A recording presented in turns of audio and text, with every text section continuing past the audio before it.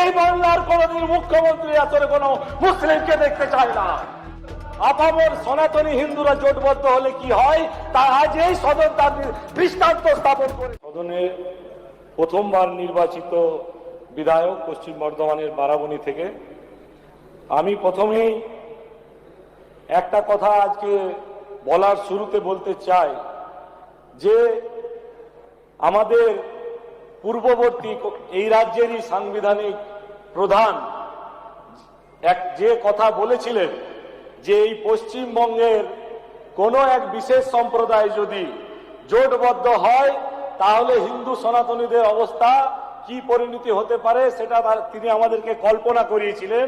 কিন্তু আমি আজকের এই সদনে একটা কথা বলতে চাই, কোন সম্প্রদায়ে কে জোটবদ্ধ হয়েছে জানি না, কিন্তু বাংলার আপামর সনাতনী হিন্দুরা জোটবদ্ধ হলে কি হয় তা আজ এই সদন তার দৃষ্টান্ত স্থাপন করেছে।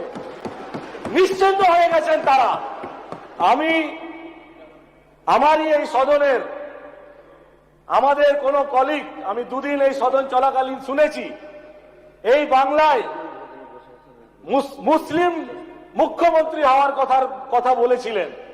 আমি একটা কথা বলতে চাই যে এই বাংলা একবার মুসলিম মুখ্যমন্ত্রী হওয়াতে যে হিন্দুদের রক্তগঙ্গা বয়েছিল সুরাবর্তী আমলে, এই বাংলার কোনদিন মুখ্যমন্ত্রী আসলে কোনো মুসলিমকে দেখতে চায় না। আমি আপনাদের পশ্চিমবঙ্গের এই বাজেট আপনারা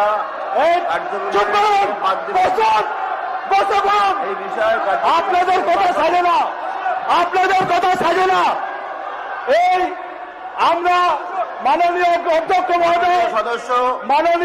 মহোদয় আমরা বহু বছর পর এই তুষ্টিকরণের রাজনীতি থেকে এই পশ্চিমবঙ্গ মুক্তি পেয়েছে এবং আমরা গর্বিত যে ধর্ম নিরপেক্ষতার নাম করে যেভাবে রাজ্যকে তুষ্টিকরণের অন্ধকারে ঠেলে দেওয়া হয়েছিল সেখান থেকে আমরা মুক্তি পেয়েছি। পশ্চিমবঙ্গের এই বাজেট পশ্চিমবঙ্গের দিশা ও দশা বদলানোর বাজেট।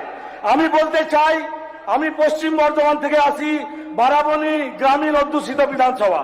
আর এখানে আমাদের পশ্চিম বর্ধমান দুটো নদী আছে, অজয় নদী এবং দামোদর নদী। কিন্তু আমি বলতে চাই কি 15 বছর হওয়ার পরও আমার জেলায় এখনো মানুষ পুকুরের জল ব্যবহার করে। দুটো নদী থাকা সত্ত্বেও মানুষ আজকে তীব্র জল কষ্টে ভুগছে। এবং আমি বলতে চাই, আমি পিএইচই দপ্তরের মন্ত্রী আছেন, আমি আপনাকে বলতে চাই কি এই যে আমাদের নদীগুলো আছে জেলার, এইগুলোকে ব্যবহার করে আমাদের রিভার বেড থেকে আলাদাভাবে স্পেসিফিক পাইপলাইন করে আমাদের জেলার এবং আমার বারাবণী বিধানসভার জলকষ্ট মেটানোর আবেদন জানাচ্ছি। মাননীয় অধ্যক্ষ মহোদয়, আবাস যোজনা, প্রধানমন্ত্রী আবাস যোজনাকে আজকে দীর্ঘদিন ধরে ইচ্ছাকৃতভাবে মাননীয়া তার অহংকারী মনোভাবে বাংলার মানুষকে প্রধানমন্ত্রী আবাস যোজনা থেকে বঞ্চিত রেখেছিলেন।